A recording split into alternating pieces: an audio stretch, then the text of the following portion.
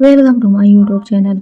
अन्वी बाहर आने को ही तो गुरु ने डोर बाहर से लॉक कर दिया। उसने अब वाणी की तरफ देख गुस्से में कहा, ये अपनी बेहुदा हरकतें बंद करो। तुम्हें समझाया था ना कि मुझसे दूर रहो, बहुत पछताओगी तुम। उसकी बात सुन वाणी ने गुरु के पास आते हुए कहा, नहीं पछताऊंगी, बस एक बार हमें एक होने का मौका तो झूठ कहा मैंने। तुम्हारी वाइफ के साथ नहीं कि मैं अभी भी तुम्हें पसंद करती हूँ। वाणी को देख गुरु अब समझ रहा था कि वे ड्रंक और नशे में भी कुछ भी बोले जा रहे। गुरु ने अब उसे दूर पर झटक दिया और जल्दी से अंदर जाकर डोर लॉक कर लिया। वो रूम में आया तो अन्वी बेड पर लेटी हुई थी। गुरु उसके करीब बैठ गया और उसने उसके हाथ पर अपना हाथ रखते हुए कहा, उस बेवकूफ लड़के की बातों पर ध्यान देने की जरूरत नहीं है। नशे में थी वो। अन्वी ने उसकी बात सुन अब करवट बदल ली तो गुरु ने भी उसके करीब आते हुए उसे पीछे से अपनी बाहों में भर लिया। अन्वी ने अब उस पर नाराज होते हुए कहा, मना आए ना अपनी गर्लफ्रेंड को। तो गुरु ने कहा, क्या बोल रही हो? मैं उसे बाहर निकाल कर बस वार्न कर रहा था कि आगे से यहाँ ना आए। वे लड़की सच में पागल है, तुम दूर रहना उससे। अन्वी ने कुछ नहीं कहा, वे बस मुंह फुलाए लेटी हुई थी। तो गुरु ने अब उसे छूते हुए कहा, अब इस बात को यहीं खत्म करो। अन्वी ने उसकी तरफ मुड़ते हुए कहा, ऐसे कैसे खत्म करो? वो कैसी बातें कर रही थी? और फिर उस दिन आप बालकनी में मुझसे उससे इतना हंसकर बातें ही क्यों कर रहे थे? तभी तो उसकी हिम्मत यहाँ तक आने की हो गई। गुरु ने अब उसका अपना सिर सहलाते हुए कहा, मैं किसी से हंसकर बातें नहीं कर रहा था और अब तुमने इधर उधर की एक और बात की तो मुझसे बुरा कोई नहीं होगा। ये कहते हुए गुरु ने अन्वी को अपने ऊपर खींच लिया। अन्वी ने हैरानी से उसे देखा तो गुरु ने उसके गाल को सहलाते हुए कहा, आज के ड्रामे देखकर मेरा मूड खराब हो गया है। चलो ठीक करो। अब अन्वी ने उसके सीने पर अपना हाथ रखते हुए कहा, पर मैं कैसे ठीक करूँ? गुरु ने अन्वी की बात सुन अन्वी के सिर को पकड़ लिया और फिर उसके होठों को अपने होठों से जोड़ते हुए कहा, ऐसे। अन्वी उसके ऐसा करने से ठिठक गई और पीछे हटने को हुई थी। गुरु ने उसे नहीं छोड़ा बल्कि उसने अब करवट बदल अन्वी को एक बार फिर अपने नीचे दबाते हुए उसे चुमा तो अन्वी सिसक उठी। अन्वी ने गुरु की पीठ पर अपने हाथ कस दिए और उसकी किस में मदहोश होने लगी। गुरु ने भी किस करते हुए उसके बदन पर हाथ फेरा तो अन्वी ने और भी कसकर उसके पीठ पर अपने नाखून गड़ा दिया। गुरु उसके से ऊपर लिप से खेल रहा था, वो उसकी लिप को सक कर रहा था तो कभी उसके होठों को काट रहा था और अन्वी वो बस इस सब में अपनी आंखें बंद किए हुए गुरु के नीचे लेटी हुई थी। जैसे ही गुरु ने उसके निचले होठ को दबा तो अन्वी जैसे होश में आई और उसने अब उसे खुद से दूर धकेलते हुए कहा, छोड़े प्लीज, अभी नहीं। पर गुरु ने उसका दुपट्टा हटाकर उसके सीने पर अपने होठ रखते हुए कहा, अब मत रोको। ये कहते हुए उसने अन्वी को चूमा तो उन्होंने अपनी आंखें बंद कर उसके बालों को मुट्ठी में भींचते हुए कहा, मुझसे अब और नहीं सहा जाएगा। गुरु उसकी तड़पती आवाज सुन जैसे पागल हो गए तो उसने धीरे से बड़े ही सौदोसी के आलम में कहा, हाँ बस थोड़ा सा प्यार करूंगा। ये कहते उसने अन्वी के ऊपर आते हुए उसके कान को हल्के से काटा तो अन्वी खड़ा उठी। गुरु ने अब अन्वी के गले को चुमा तो वे हल्के हल्के आहें भरने लगी। उसने गुरु को दूर करना चाहा पर गुरु ने उसके हाथों को पकड़ते हुए पेट में धंसा दिया। अन्वी के गले को चूमते हुए वो अन्वी के चिन को अपने मुंह में भरकर चूमने लगा था कि तभी एक बार फिर डोरबेल बजी। आवाज सुनते ही गुरु पलट गया। वहीं अन्वी तो अब उसे आजाद हो अपने कपड़े ठीक करते हुए उठकर बैठ गई। उसका चेहरा लाल पड़ चुका था और वे रोन सुनकर अपने सूट को ठीक करने लगी। गुरु ने उठकर उसके चेहरे को हाथ में लेते हुए पूछा, अब क्या हुआ? तो अन्वी ने उसके हाथों को झटकते हुए पूछा, आप बहुत झूठे हैं, आपने कहा था कि अभी आप कुछ नहीं करेंगे पर आप फिर से परेशान कर रहे हैं। गुरु उसकी बात सुन मुस्कुराते आए तो अन्वी को कुछ समझ पाता उससे पहले ही उसका फोन बजने लगा।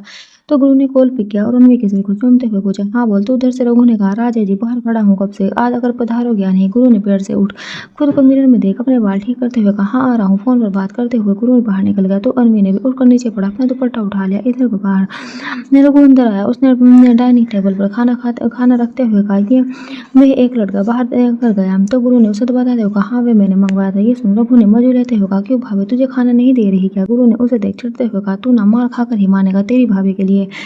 अच्छा ये वैसे भाभी है कहाँ? ये कहते हुए गुरु इधर उधर देख अन्वी को ढूंढने लगा तो गुरु ने कहा, कमरे में है और ठीक है, कोई अत्याचार नहीं किया मैंने उस पर। रघु ने उसकी बात सुन अपनी बत्ती से दिखाते हुए कहा, हाँ तो है हिम्मत अत्याचार करने की तेरी, उससे पहले शिवा भाई तेरा बलात्कार कर दे। गुरु ने ये सुन एक मुक्का रघु की पीठ पर मारा और फिर से देखते हुए कहा, गन लेकर आता हूँ। रघु ने सिर हिला दिया कि तभी प्रीति खुले डोर से अंदर चली आई और उसने गुरु को देखते हुए कहा, अन्वी कहा है? तो गुरु ने रूम की तरफ इशारा कर दिया। गुरु ने अब प्रीति को देख गुरु रघु से कहा, ये आ गई तो मैं तेरी भाभी से बाय कैसे बोलूंगा? रघु ने गुरु का एक हाथ पकड़ हिलाते हुए कहा, ऐसे। गुरु ने अपने हाथ पे दांत भेज लिया और फिर उससे अपना हाथ छुड़ाते हुए कहा, साले तू कुंवारा ही मरेगा। रघु ने सुनते ही गुरु पर भड़कते हुए कहा, साले तू मुझे श्राप दे रहा है। गुरु ने कहा, श्राप नहीं दे रहा हूँ, तुझे आगाह कर रहा हूँ, छोड़, तुझे अभी कुछ समझ नहीं आएगा, मैं आता हूँ अभी। ये कहते हुए गुरु अंदर रूम की तरफ बढ़ गया। रूम में पहुंचकर उसने देखा प्रीति अन्वी के पास बैठकर उससे बातें कर रही थी। गुरु को अब अपने गन निकालना था। जो उसे समझ नहीं आ रहा था कि वे कैसे प्रीति के सामने गन निकाले, भले वे उससे अच्छी तरह से जानती थी पर फिर भी गुरु को ठीक नहीं लगा था। तो वे रूम से ऐसे ही बाहर निकल आया। कुछ देर तक बात करने के बाद प्रीति भी अब जाने को हुई। असल में वे बस कल गुरु को उनके गुस्से से डर गई थी इसलिए वे बस अन्वी का हाल जानने के लिए आई थी। प्रीति हॉल में आई तो रघु और गुरु खड़े हुए थे। प्रीति ने उन दोनों को देख अनवी का हाथ दबाते हुए धीरे से पूछा, कल जो गोरे गोरे से हम थे साथ में थे वे कौन थे? अनवी ने उसकी बात सुन धीरे से पूछा, शिवा भाई की बात कर रहे हो? तो प्रीति ने मुस्कुरा कर कहा, वो तो शिवा नाम है उनका। अनवी ने प्रीति को घूर कर देखा तो प्रीति ने अब जल्दी से कहा, चल मैं चलती हूँ, कुछ हो तो बताना। ये कहते वो अब जल्दी से चलेगी तो रघु ने उसे देख चिढ़ते हुए पूछा, भाभी क्या तुम्हारी इस दोस्त को कुछ काम धंधा नहीं है? जब देखो यहाँ आ जाती है बिन बुलाए। गुरु ने उसकी बात सुन उसे देखते हुए पूछा, हाँ तो तुझे क्या परेशानी है? इस पर रघु ने कहा, परेशानी मुझे क्या है, मुझे क्या तुझे है? तू ही तो कह रहा था कि तू अब भाभी को। रघु आगे कुछ कह पाता उससे पहले गुरु ने उसके मुंह पर हाथ रख उसका मुंह बंद करते हुए कहा, मैं कहाँ कुछ कह रहा था, तू बिना चल निकलते हैं। गुरु की हरकत पर अपने मक्कार दगाबाज दोस्त को देखने लगा जो कि अनवी के सामने अपनी बात से बिल्कुल मुकर गया था। रघु ने अब गुरु को झटकते हुए गुस्से में कहा, हाँ चलते हैं, पर तू पहले भाभी को बाय तो कर ले। अनवी अब दोनों की बात सुन गुरु को देखने लगी तो गुरु ने अपने हाथ से हिलाते हुए कहा, कुछ नहीं, आओ तुम अंदर आओ, मुझे मेरा वॉलेट ढूंढ कर दे दो। ये कहते हुए गुरु अब जल्दी से अनवी को अपने साथ लेकर रूम में आया। गुरु ने डोर बंद कर अनवी के सिर को चूमते हुए धीरे से कहा, बाहर जा रहा हूँ, रात को वापस आ जाऊंगा, खाना खा लेना और बस आराम करना। अनवी अभी थोड़ी देर पहले जो गुरु ने उसके साथ किया उससे थोड़ा नाराज थी, पर गुरु के जाने की बात सुन उसने अब अपना गुस्सा दबा लिया और फिर उसे देखते हुए कहा, कहाँ जा रही? मुझे आपके साथ मार्केट जाना था, हमारी पहली दिवाली है तो मुझे कुछ जरूरत का सामान और सब्जी ये सब खरीदना था, शाम तक वापस आ जाना। गुरु ने अनवी के गाल पर किस करते हुए कहा, हम सब खरीदने जाएंगे मगर कल। अनवी ने उसकी बात सुन जिद नहीं की और अच्छे बच्चे की तरह उसकी बात मान गई। तो गुरु ने अब उससे दूर होकर ड्रेस से अपनी गन निकाली और फिर उसे अपने जीन्स के साइड में रखते हुए कहा, रात को फोन करूंगा तब डोर ओपन करना, आज थोड़ा लेट हो जाऊंगा। अनवी ने उसकी बात सुन हाँ में सिर हिला दिया। बंदूक देख उसका मन खराब हो गया था जो शायद गुरु ने भी महसूस कर लिया था, इसलिए वो उसके पास आया। उसने हल्के से झुककर अनवी के होठों को अपने होठों से छूते हुए कहा, हम कल जरूर जाएंगे मार्केट। अनवी ने उसकी इस बात का कोई जवाब नहीं दिया। वे उसके जाने पर दुखी हो गई थी। वहीं गुरु वे तो खुद उसे छोड़कर जाने के मूड में नहीं था। वे अब जल्दी से बाहर निकल गया। वहीं अनवी भी उसके पीछे पीछे बाहर आई। डोर से बाहर निकल रहे गुरु को उसके रोकते हुए कहा, मैं इंतजार करूंगी आपका, जल्दी आना। रघु अनवी की बात सुन मुस्कुरा दिया और फिर जल्दी उन दोनों को अकेला छोड़ वहां से लिफ्ट की तरफ बढ़ गया। वहीं गुरु ने पलट कर अनवी को देखते हुए कहा, हम अब डोर बंद कर लो, मैं जल्दी आ जाऊंगा। अनवी ने डोर बंद किया तो गुरु भी अब जल्दी से नीचे पहुंच कार में बैठकर रघु के साथ निकल गया। गुरु और रघु रोगी के साथ पुणे जा रहे थे क्योंकि वहां रोगी की शराब से भरा ट्रक गुजरात से पुणे आ चुका था। रोगी और रामाकांत साहे का इकलौता शराब का धंधा था जो कि काफी हद तक बढ़ चुका था और अब गुरु भी उसके धंधे में अपने साथियों के साथ शामिल हो गया था। गुरु के जाते ही अनवी का मन भारी हो गया था। उसे पता नहीं पर गुरु का खुद से दूर जाना अच्छा नहीं लगता था। अनवी अब अकेली थी तो उसने अपना मन बहलाने के लिए अपनी मम्मी को ही फोन कर लिया। काफी देर तक उनसे बातें करने के बाद अनवी ने उनके कहने पर करवा चौथ में जिस करवे की पूजा की थी वे उठा लिया और फिर वे घर रुककर सामने आंटी जी के पास चली गई। आंटी जी ने डोर ओपन कर मुस्कुराते हुए पूछा, अरे बेटा तुम्हारी तबीयत ठीक हो गई? उनका सवाल सुन अनवी शर्मा गई और उसने बस अपना सिर हिला दिया। आंटी जी ने उसे अंदर बुलाया तो अनवी ने मना करते हुए कहा, नहीं रहने दीजिए आंटी जी, मुझे बस आप कुछ देना था। आंटी जी ने उसे के ना करने की वजह समझ रही थी इसलिए उन्होंने अनवी का हाथ पकड़ते हुए कहा, अंदर आ जाओ, आज हमारी बहू घर पर नहीं है। अनवी ने कुछ नहीं कहा और फिर वे करवा उनके सामने करते हुए पूछा, आंटी जी ये पूजा का करवा हमारे यहाँ पर पूजा के बाद सास को दिया जाता है और मेरी सास नहीं है तो क्या मैं आपको यह दे सकती हूँ? आंटी जी उसकी बात सुन हैरानी से उसे देखने लगी। उन्होंने अनवी का हाथ पकड़ते हुए कहा, बेटिया सास नहीं तो ये तुम घर में किसी बड़े को दे सकती हो। तो अनवी ने उन्हें करवा देते हुए कहा, आंटी जी मेरे लिए तो आप ही बड़ी है, प्लीज मना मत कीजिए। ये कहते हुए अनवी ने उनके पैर छुए तो भावुक हो गई। अनवी ने इस तरह उन्हें इमोशनल होते देख हैरानी से पूछा, क्या हुआ आंटी जी? तो आंटी जी ने खुद को संभालते हुए कहा, कुछ नहीं, कभी कभी अपने वो सम्मान नहीं दे पाते जो गिर दे पा जाते हैं, तुम नहीं समझोगे। तभी वहां पर अंकल जी आ गए और उन्होंने अनवी को देख खुश होते हुए कहा, अरे अनवी आओ आओ, बाहर क्यों खड़ी हो, अंदर आओ। अनवी अब उनके इतना कहने पर मना नहीं कर पाई। उस दिन भर आंटी जी और अंकल के साथ बातें करते हुए शाम को जब अनवी फिर से अपने उस अकेले घर में आई तो उसे एक बार फिर गुरु की याद आने लगी। जब मन नहीं लगा तो उसने गुरु को फोन करने की सोचा पर गुरु ने उसका कॉल पिक नहीं किया। मायूस होकर वो एक बार फिर रूम में आकर लेट गई। रात का खाना बनाकर अनवी अब गुरु का इंतजार करने लगी थी। इस बीच उसने थोड़ी देर कंचन से भी फोन पर बात कर ली। आज गुरु लेट आने वाला था और ये बात वे जानती थी पर फिर भी मन नहीं माना और वे बस उसके आने का इंतजार करने लगी और उसने ऐसे ही गुरु का मैसेज कर दिया, मैं आपका इंतजार कर रही हूँ। अनवी को कोई रिप्लाई की उम्मीद नहीं थी पर कुछ देर बाद उसका फोन बजा और उसने देखा तो गुरु ने उसे रिप्लाई किया था, बस आ रहा हूँ जान। जान पड़ते ही अनवी के चेहरे पर एक छोटी सी मुस्कान खिलौटी और उसने मुस्कुराते हुए उसे एक मैसेज सेंड किया, आप मेरा कॉल क्यों पिक नहीं कर रहे? कुछ देर बाद गुरु का रिप्लाई आया, थोड़ा बिजी हूँ डार्लिंग। अनवी अब जैसे शर्म से लाल हो गई थी। उसके हाथ में मैसेज टाइप नहीं कर पा रहे थे। गुरु जिस तरह से उससे बातें कर रहा था ये सब उसके लिए बहुत नया और अलग था। उसे पूछना था कि वे ऐसा कैसा बिजी है जो वे मैसेज कर सकता है पर बात नहीं। मगर अनवी के तो अब ये सोच कर हाथ रुक गए थे कि ना जाने अब वो उसे किन नामों से पुकारेगा। अनवी ने जब कोई मैसेज नहीं किया तो उधर से गुरु का ही मैसेज आया, बहुत याद आ रही है तुम्हारी। अन्वी उसके मैसेज को पढ़ते हुए हंसने लगी। उसने खुद में बड़बड़ाते हुए कहा, पागल कहे तो ऐसे रहे जैसे बहुत दूर है मुझसे और हमें महीने हो गए हैं मिले। तभी गुरु का एक बार फिर मैसेज आया। ये देख अन्वी ने मुस्कुराते हुए जल्दी से पढ़ा, तुम तो खुश होगी मेरे जाने से कि चलो जान छूटी है ना। अन्वी ने उसकी बात का जवाब देते हुए रिप्लाई दिया, ऐसा कुछ नहीं, आप तो मुझे हमेशा बेदिल समझते हैं। गुरु ने उसे जल्दी ही रिप्लाई किया, तुम्हें समझता नहीं है, तुम हो बेदिल, बेदिल से समझती नहीं हो तुम मुझे। अन्वी को अब उसकी बातें बुरी लग गई तो अब उसने उसके मैसेज का कोई जवाब नहीं दिया था। वहीं गुरु का एक बार फिर मैसेज आया, नाराज हो गई ना, कोई बात नहीं, मैं आकर मना लूंगा, खाना खा लेना, मैं बाहर खा कर आऊंगा। अन्वी ने उसके मैसेज को पढ़ा और फिर फोन वापस रखते हुए खुद से कहा, क्या नहीं समझते, मैं ये खुद मुझे नहीं समझते। रात के लगभग 1 बजे के समय गुरु वापस आया तो उसने दूसरी चाबी से लॉक खोल लिया और वे चुपचाप अंदर आ गया। पर जैसे ही एंटर हुआ तो हॉल में सोफे पर अन्वी को सोते हुए पाया। उसे देख वो मुस्कुराते हुए अन्वी के करीब आया और उसे छूने को हुआ।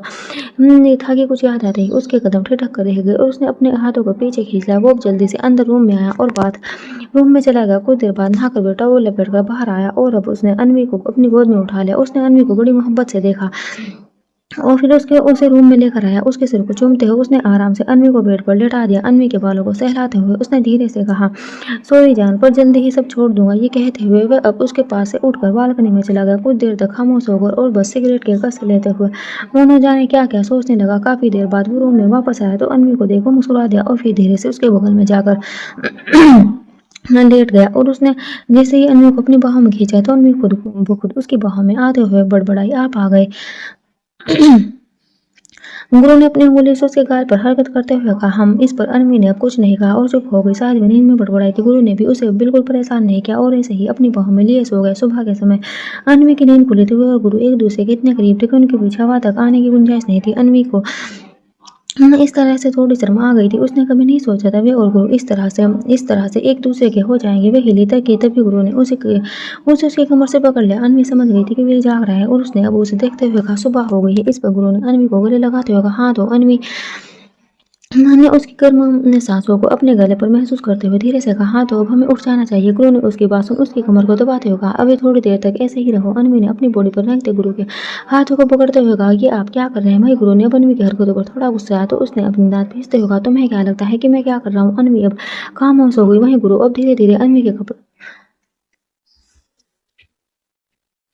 सुबह हो चुके हैं, कोई आ जाएगा। गुरु ने उसकी बात सुनकर धीरे से कहा, तुम ज्यादा टेंशन मत लो, कोई नहीं आने वाला और सब छोड़ो, मुझ पर ध्यान दो। गुरु ने अन्वी को देख उसके गाल को चूमते हुए कहा, तुम तो बहुत अनरोमांटिक हो, ये शर्म का पर्दा अब तो उठा दो, अब तो हमारे बीच। गुरु कुछ कह पाता उससे पहले अन्वी ने गुरु के होठों पर अपना हाथ रख उसे चुप करा दिया। गुरु मुस्कुरा दिया और उसने अन्वी के हाथ को पकड़कर चूम लिया। गुरु ने अब अन्वी के होठों को अपने होठों से छूते हुए पूछा, अब अगर प्यार करूंगा तो रोने तो नहीं लगोगी ना। अन्वी ने अपने नजर झुकाए सिर हिला दिया तो गुरु ने उसके निचले होठों को काटते हुए कहा, मुझे बोलकर जवाब दो। अन्वी ने सिसकी भर दबी हुई आवाज में कहा, नहीं। गुरु ने उसकी बात सुन अब धीरे से कहा, आई लव यू। अन्वी ने उसकी बात सुन अपनी आंखें बंद कर फुसफुसाते हुए कहा, मी टू। गुरु ने उसे देख उसके हाथ को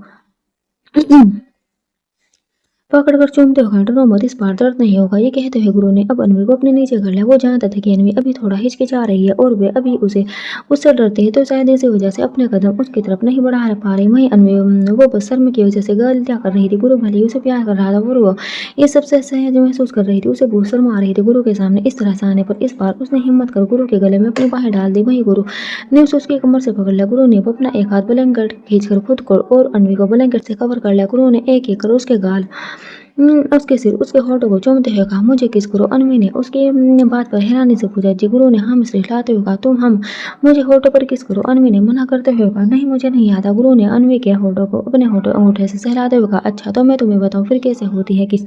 उसकी बात सुन अन्वी के कान लाल पड़ गए, उसकी सांसें तेज होने लगी थी। वो तो उसने बड़बड़ हड़बड़ाते हुए कहा, नहीं मैं करती हूँ। गुरु मुस्कुराया और उसने अब करवट बदल अन्वी को अपने ऊपर करते हुए कहा, तो फिर देर किस बात की, सांसों में खुलने दो। अन्वी ने उसके सीने पर अपना हाथ रख दिया और एक हाथ से उसके चेहरे को पकड़ वो झुकी तो गुरु ने उसके सिर को पकड़ते हुए उसे अपने ओर करीब खींच लिया। दोनों के जैसे ही होठ मिले तो गुरु सब कुछ भूलकर बस अन्वी में खो गया। वो अन्वी को चूमते हुए एक बार फिर पलट गया और अन्वी को अपने नीचे दबाते हुए अब उसके गले पर किस करने लगा। वहीं अन्वी ने अपनी आंखें बंद कर गुरु को अपनी बाहों में भर लिया।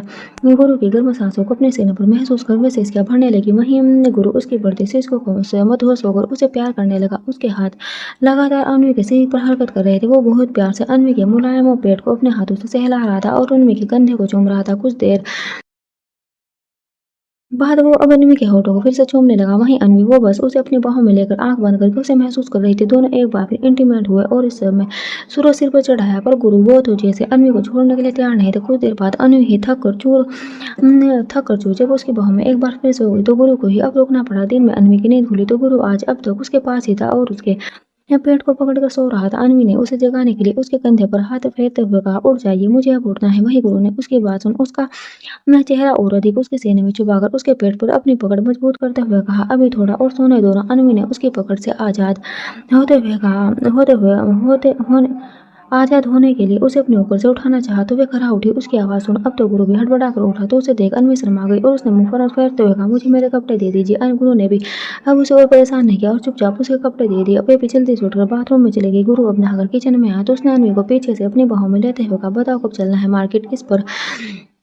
अन्वी ने नाराज होते हुए कहा, मेरे पैर दुख रहे हैं, कहीं नहीं जा रही मैं आपके साथ। गुरु उसकी बात सुन घमंड से मुस्कुराने लगा और उसने अन्वी के गले पर किस करते हुए कहा, सॉरी डार्लिंग, नेक्स्ट टाइम थोड़ा ध्यान रखूंगा। उसकी आवाज सुनकर ही अन्वी को रियलाइज होगा कि वे हंस रहा है, इसलिए उसने उसे दूर धकेल दिया और खुद के लिए खाना लेकर रूम में चले गई। ये देख गुरु ने चिल्लाते हुए पूछा, अब जरा जान मेरा खाना तो। अन्वी ने उसे जवाब देते हुए कहा, खुद ले ले। गुरु उसकी बात सुन हैरान रह गया। वो कुछ सोचकर अन्वी के पास आया और उसके साथ ही खाने बैठ गया। अन्वी ने उसे रोकना चाहा पर गुरु ने उससे रोटी छीनते हुए कहा, साथ में खाने से प्यार बढ़ता है डार्लिंग। अन्वी उसकी नौटंकी से परेशान अब चुपचाप खाना खाने लगी क्योंकि उसे इस समय बहुत भूख लग रही थी। पर गुरु उसकी तो मस्ती अभी भी चालू थी। इधर पलट के बाहर खड़ी वाणी ने गुरु के फ्लैट की डोर बेल बजाई तो गुरु ने बाहों में बाएं लेते हुए अन्वी से कहा, तुम रहने दो, मैं खो देखता हूँ। ये देखते कहते हुए वे डोर ओपन करने गया और जैसे उसने डोर ओपन किया तो वाणी ने एक झटके में गुरु की कॉलर पकड़ते उसे अपने साथ खींच लिया।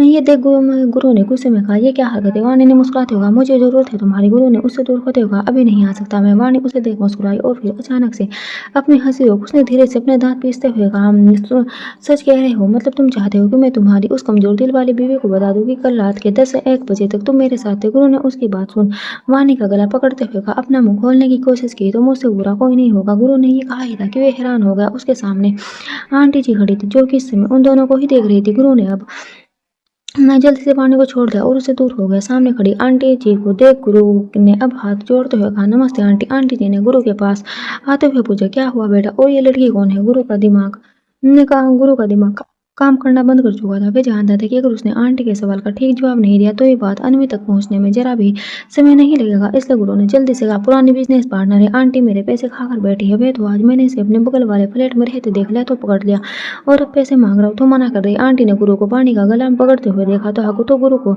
इस तरह से बोलना ठीक ही लगा और किस्मत अच्छी देखी। आंटी उसकी बात सुन सहमत होकर वाणी से बोली, बेटिया, इस तरह से धोखाधड़ी करने से कुछ हासिल नहीं होगा। पैसे लौटा दो वरना ये तुम्हारी पुलिस कंप्लेन करेगा तो तुम्हें ही परेशानी होगी। वाणी ने भी गुरु को देख दांत पीसते हुए कहा, जी आंटी जी, आप सही कह रही है, मैं जल्दी ही लौटा दूंगी।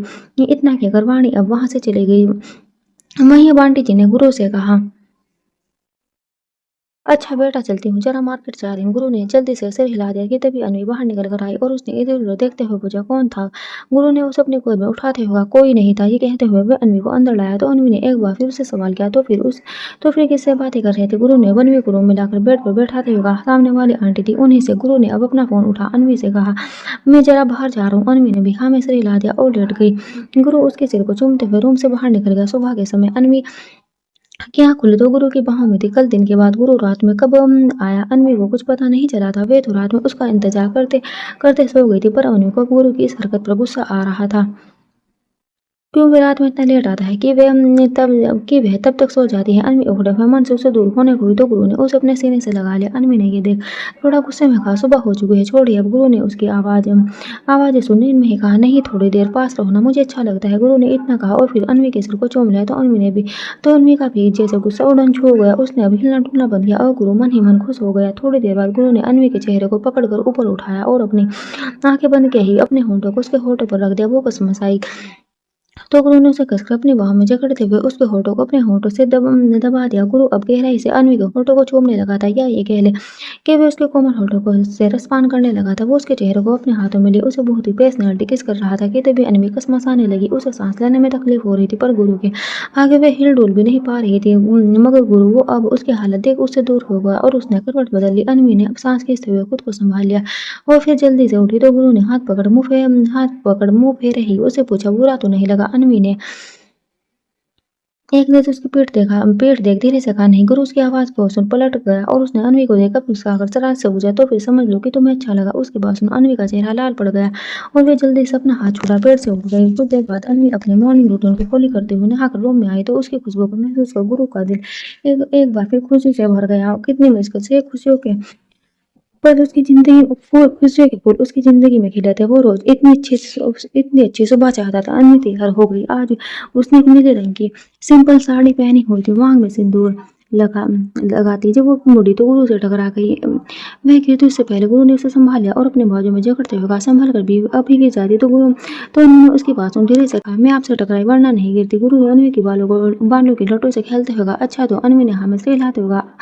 हम अब मुझे जाने दीजिए, बहुत काम है। गुरु ने अन्वी से दूर करते हुए कहा, जल्दी कर लो जो करना है, फिर हमारा मार्केट जा रहे हैं। अन्वी ने हाँ में सिर हिलाया और वे जो बाहर और अब वह बाहर निकल आई। उसके चेहरे पर आज एक छोटी सी मुस्कान खिल उठी थी। शायद कहीं ना कहीं गुरु की करीबी उसे अच्छी लग रही थी। दिन में गुरु और अन्वी मॉल आए हुए थे। गुरु इस समय अन्वी का हाथ पकड़े हुए था और ये देख अन्वी का दिल आज लगी खुशी के हिलोरे ले रहा था। पहली बार दोनों इस तरह से एक दूसरे के साथ बाहर आए थे। वहीं वे यही तो चाहते थे कि गुरु पूरे हक के साथ सबके सामने उसका हाथ थाम सके। अन्वी ने अब गुरु को एक तरफ इशारा करते हुए कहा, मुझे आइसक्रीम खानी है। गुरु जो इस समय फोन पर किसी से बात कर रहा था उसने अन्वी की बात सुन कॉल एंड करते हुए कहा, अन्वी से कहा, नहीं आइसक्रीम रहने दो, मौसम बदला है, सर्दी हो जाएगी तुम्हें। अन्वी ने उसकी बात सुन कुछ नहीं कहा तो गुरु उसे अपने साथ लेकर आगे बढ़ गया। एक शॉप पर जाकर वे दोनों रुके तो अन्वी ने शॉप देख गुरु से पूछा, यहाँ क्यों? गुरु ने उस अंदर आज ले जाते हुए कहा, तुम्हारे लिए साड़ी लेने। अन्वी ने मना करते हुए कहा, पर यहाँ से क्यों? यहाँ हमने दाम मार्केट से दूने होते हैं। गुरु ने उसकी कोई बात सुने बगैर उसे वहां बैठा सामने खड़े लड़के से कहा, अच्छी से अच्छी साड़ी दिखाऊं इनके लिए। अन्वी अब हैरानी से गुरु को देखने लगी। शॉप देखने में ही एक्सपेंसिव लग रही थी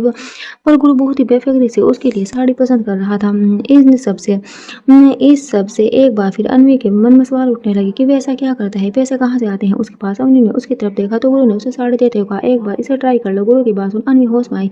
उसने वहां कुछ कहना या पूछना ठीक नहीं समझा और चुपचाप साड़ी लेकर ट्रायल रूम में चली गई। अन्वी के चाहते ही गुरु ने अपना फोन निकाल लिया था कि तभी उसे एक जानी पहचानी आवाज सुनाई दी, हाय हीरो। आवाज सुनते ही गुरु ने मुड़कर देखा तो वाणी उसके बगल में बैठी हुई थी। ये देख गुरु जल्दी से अपनी जगह से उठ गया और उसके साथ ही वाणी भी उठ गई। गुरु ने अब उसे थोड़े गुस्से में देखते हुए ने कहा, तुम पीछा कर रही हो मेरा? वाणी ने मुस्कुराते हुए कहा, हाँ कहा तो था तुमसे कि जहाँ भी जाओगे मुझे अपने पास पाओगे। गुरु ने उसे देख अब अपने पास पास देखते हुए गुस्से में दांत भींच कर कहा, देखो अपनी हद मत खोलो। वाणी उसकी बात सुनकर एक बार फिर मुस्कुराई और उसने अब गुरु के करीब आते हुए कहा, हद तो तुम भूल चुके हो हीरो। गुरु ने गुस्से में अपनी आंखें बंद की और फिर मुंह खोलकर वाणी से कहा, वाणी प्लीज हम बाद में बात करेंगे। वाणी ने गुरु की बात सुनकर कहा, ठीक है तो वादा करो आज रात मेरे पास आओगे। गुरु ने वाणी की बात सुनी ही थी कि तभी उसे ट्रायल रूम्स के खुलने की आवाज सुनी थी। गुरु ने अब डोर के में चलते जल्दी से अपना सिर हिलाते हुए आऊंगा प्लीज अभी के लिए जाऊं यहाँ से। वाणी गुरु की हालत देखकर हंसने लगी और फिर एक फुर्ती के साथ शॉप के पिछले ही डोर से निकल गई। इधर अन्वी बेबी पिंक कलर की नेट की साड़ी पहनी अब गुरु के सामने आकर खड़ी हुई तो घबराहट से तेज हो चुकी उसकी सांसें एक बार फिर अन्वी को देख तेज हो गई। वह उस नेट की साड़ी में दिख रहे अन्वी के गोरे पेट पर गुरु की नजर पड़ी तो वह अब बेशर्मी से उसके पेट को ही घूरने लगा। अन्वी उसे देख अब जल्दी से वापस चली गई। वहीं गुरु उसके जाते ही होश में आया तो उसने वहां खड़ी उस लड़की से कहा, ये साड़ी रेडी करवा दीजिए। ये कहते हुए गुरु ने कुछ और साड़ियों पर नजर मार दो साड़ी और खरीद ली। अन्वी वापस आई और उसने गुरु के पास जाते हुए धीरे से कहा, यहाँ पर बहुत महंगी है साड़ियाँ, कहीं और चलकर देखते हैं। गुरु ने उसे एक पल के लिए देखा और फिर बिल काउंटर की तरफ चला गया। अन्वी अभी इधर उधर देखने लगी। वे दोनों शॉप से बाहर निकल कर आए तो गुरु ने सुपर मार्केट देख अन्वी से कहा, जो भी लेना है यहीं से ले लो, अब हम कहीं और नहीं जाएंगे। अन्वी ने उसका हाथ पकड़ते हुए कहा, नहीं रहने दीजिए, यहाँ पर सब्जियां बहुत महंगी मिलती है। गुरु का दिमाग वैसे ही वाणी ने को वहां देख खराब हो गया था और अन्वी का बार बार टोकना उसे और चिढ़ा गया तो उसने अब अन्वी पर भड़कते हुए कहा, जब कह रहा हूँ तो ले लो, जरूरी है तुम्हारा हर बात पर रोक टोक करना। अन्वी ने उसकी आवाज बदलते ही उससे अपना हाथ छुड़ा लिया और गुरु से दूर हो गई तो गुरु ने उसके हाथ को पकड़ते हुए कहा, और ये बात दूर जाने की कोशिश मत क्या करो। गुरु ने अब खुद ही सारा सामान खरीद लिया और अन्वी की साड़ियाँ लेकर वो दोनों पार्किंग में आ गए तो गुरु ने कार को अनलॉक कर अन्वी से कहा, अब रात के खाने का टाइम होने वाला है तो किसी अच्छे रेस्टोरेंट चले रहते हैं। अन्वी ने उसकी बात सुन कोई जवाब नहीं दिया। ये देख गुरु अब शांत हो गया। मुझे समझ आ गया था कि उसके कुछ देर पहले अन्वी पर बेवजह भड़कने की वजह से वह नाराज हो गई है। गुरु ने अब सब छोड़ अन्वी को कार में बैठने को कहा और वे जाकर सामान पीछे कार में रखने लगा कि तभी वाणी एक बार फिर गुरु के सामने आ गई। उसे देख गुरु के होश उड़ गए और उसने जल्दी से अन्वी की तरफ देखा फिर वाणी को देखा तो वाणी ने एक साड़ी कई बैग उठाकर धीरे से कहा, thank you for the Diwali gift. ये कहते हुए जल्दी से वहां से चली गई। वहीं गुरु हैरान होकर चुप खड़ा रह गया। इधर अन्वी कार में बैठी गुरु के आने का इंतजार कर रही थी कि तभी उसे वाणी अपना सामने अपने कार में बैठते हुए दिखे। उसको देख अन्वी के चेहरे पर परेशानी के भाव आ गए और उसने जल्दी से इधर उधर देखते हुए गुरु को ढूंढा कि तभी गुरु उसके पास आकर बैठ गया। अन्वी ने उसे देख थोड़ा चैन की सांस ली।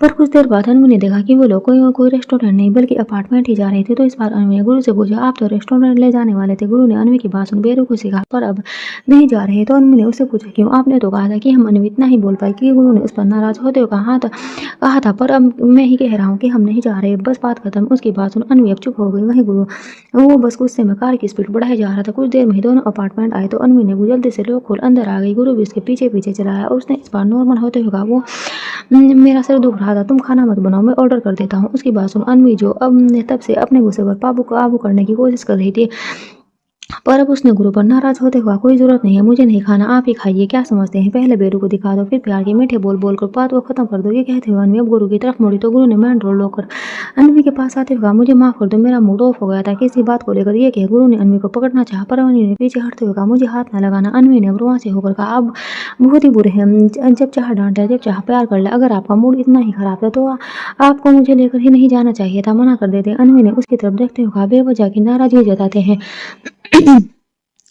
तो मुझे तकलीफ होती है, पर आपको क्या? आपको तो मुझ पर बेवजह भड़कने पर ही शांति मिलती है। गुरु ने अनवी की बातों को सुन धीरे से कहा, प्लीज जान, एक बार मेरी बात तो सुन लो। मानता हूँ बेवजह भड़क उठा, पर तुम पर सॉरी आगे से ऐसा कुछ नहीं, कभी नहीं करूंगा। गुरु अपनी बात कहते हुए धीरे धीरे अब अनवी के पास आने लगा तो अनवी ने उसे धक्का देते हुए कहा ना, पास मत आइए। कहते हुए अनवी अब रूम की तरफ गई तो गुरु भी उसके पीछे मिमियाते हुए गया, पर अनवी ने उसके मुंह पर ही रूम का डोर बंद कर दिया, जिसके कारण गुरु की उंगली हल्की सी डोर में दबोच गई। गुरु दर्द से करा उठा और उसने अपना हाथ पकड़ते हुए कहा, ओह माँ, इसे रोना भी आता है। गुरु अब हॉल में वापस आया और उसने खाली सोफे को देखते हुए कहा, दिन बिल्कुल ठीक नहीं चल रहे मेरे, वैसे ही मेरी लगी पड़ी है और अब मेरी डार्लिंग भी नाराज हो गई है। कुछ सोच गुरु, वरना आज तुझे हॉल में अकेले सोना पड़ेगा। गुरु खुद में बड़बड़ाते हुए वहीं बैठा था कि तभी डोर बेल बजी। गुरु ने उठकर डोर ओपन किया तो रुक जा, उसे देख गुरु ने गुस्से में अपने दांत भींच लिए और उसके गले को पकड़ते हुए कहा, साले तूने मेरी लंका लगा रखी है, आज मैं तुझे नहीं छोड़ूंगा। रुगु ने गुरु की बात सुन अपना गला छुड़ाते हुए कहा, ओ साले, मैंने क्या किया? क्या धरा तो तेरा सब बताऊं भाभी को कि तेरी और उस वाणी की खिचड़ी के बारे में।